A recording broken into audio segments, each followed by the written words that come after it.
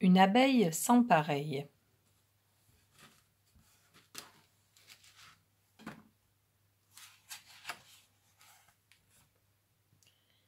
La reine des abeilles a des milliers d'enfants qui travaillent patiemment pour fabriquer le miel. Seule la petite Mireille se fait un peu tirer l'oreille. « Moi, je ne veux rien faire, dit-elle un jour à sa maman. « Et pourquoi donc, mon enfant ? » Si tu es la reine, moi je suis une princesse, et les princesses ne travaillent pas, répond Mireille tranquillement. Voyez-vous ça, s'écrie la reine. Les abeilles de ton âge font toujours le ménage, et je n'ai aucune raison de faire une exception. Prends un chiffon et nettoie la maison.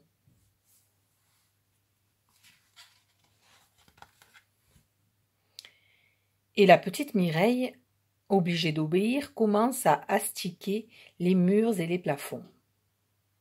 Mais, comme elle est maladroite, une fois en haut de l'échelle, elle s'emmêle les pattes dans les barreaux et plouf, tombe dans le miel. Toutes ses sœurs éclatent de rire. Mireille est très vexée. Elle n'aime pas du tout qu'on se moque d'elle. « Je t'avais prévenu, dit-elle à sa maman. « Je ne suis pas faite pour ça. » C'est vrai, se dit la reine en la regardant mieux. Elle n'est pas comme les autres. Ses yeux sont plus clairs, ses ailes sont plus fines, ses pattes plus délicates. Mais je ne peux tout de même pas lui dire de ne rien faire. Puis elle a une idée. « Veux-tu être nourrice pour faire manger les bébés ?»« Et pourquoi pas, dit Mireille. Mais à la crèche aussi, Mireille fait des bêtises. Elle est tellement rêveuse qu'elle oublie de nourrir un nouveau-né sur 2.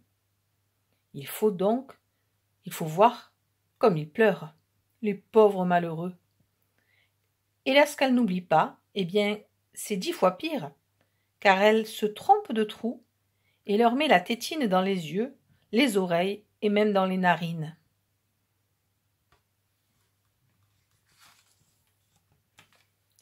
La reine est très en colère et l'envoie à la cuisine où travaillent les cirières.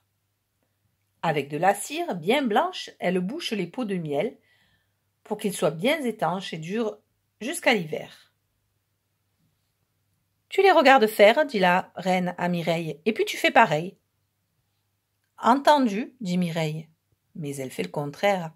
Elle met la cire au fond et le miel comme bouchon.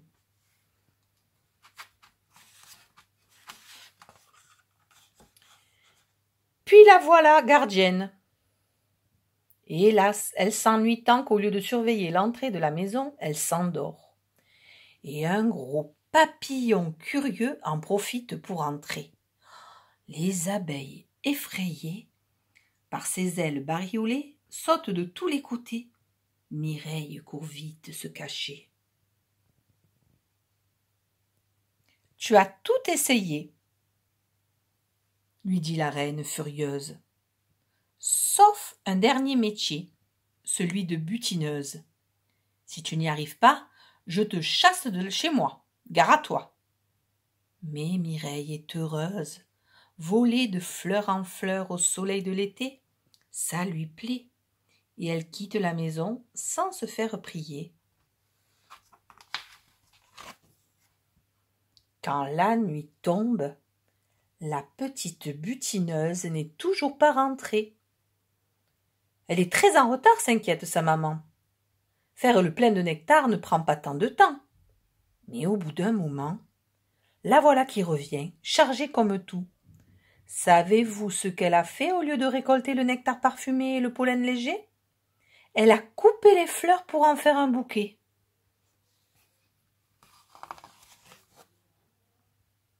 La reine veut la chasser, mais les abeilles s'écrient « Un bouquet, c'est joli, et en plus ça sent bon. Si on laissait Mireille agir à sa façon ?» La reine ne dit pas non.